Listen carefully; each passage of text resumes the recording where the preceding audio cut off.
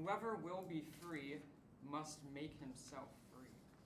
Freedom is no fairy gift to fall into a man's lap. What is freedom? To have the will to be responsible for oneself. So says the proto-existentialist philosopher Max Stirner from his 1844 book, The Ego and His Own.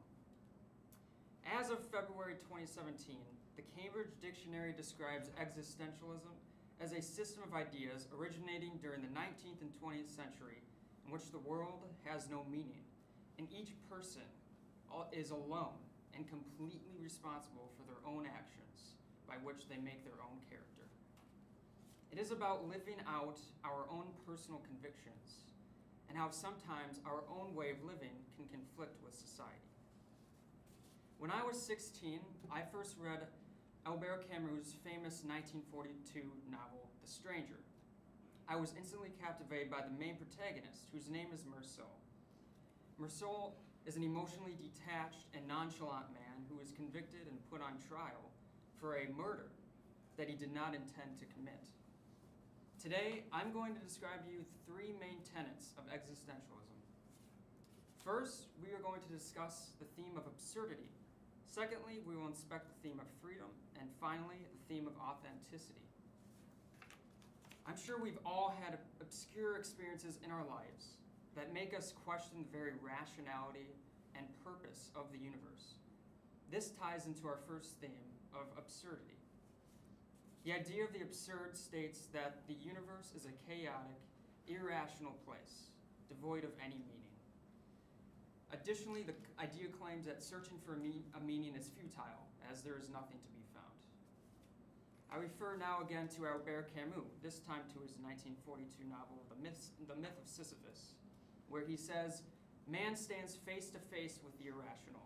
He feels within him his longing for happiness and for reason.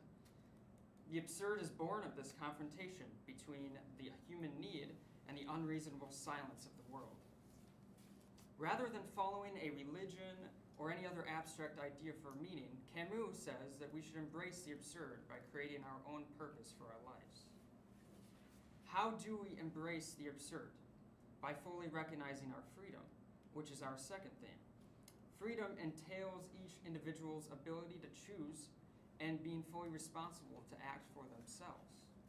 The French philosopher Jean-Paul Sartre has an excellent quote from his 1943 novel, Being and Nothingness, and it is as follows: "I am condemned to exist forever beyond my essence, beyond the effective and rational motives of my act.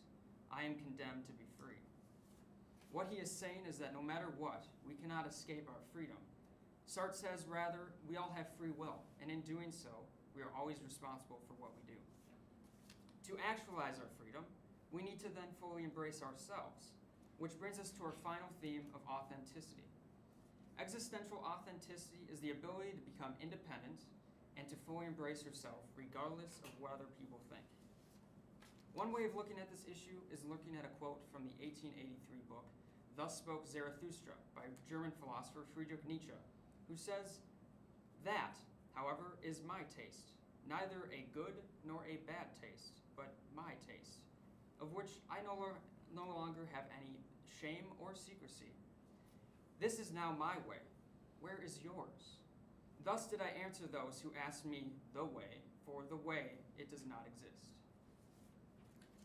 For Nietzsche, traditional Judeo-Christian morality is of no importance. Rather, everyone has the freedom to overcome tradition and become masters and creators of their own ways of living. With all of these themes compiled, we now have a sufficient comprehension of what existentialism is. Throughout this discourse, we discussed the main motifs of existentialism. I informed you about absurdity, freedom, and authenticity. Sometime in your lives, you may ask yourself, why are we here? What is the point?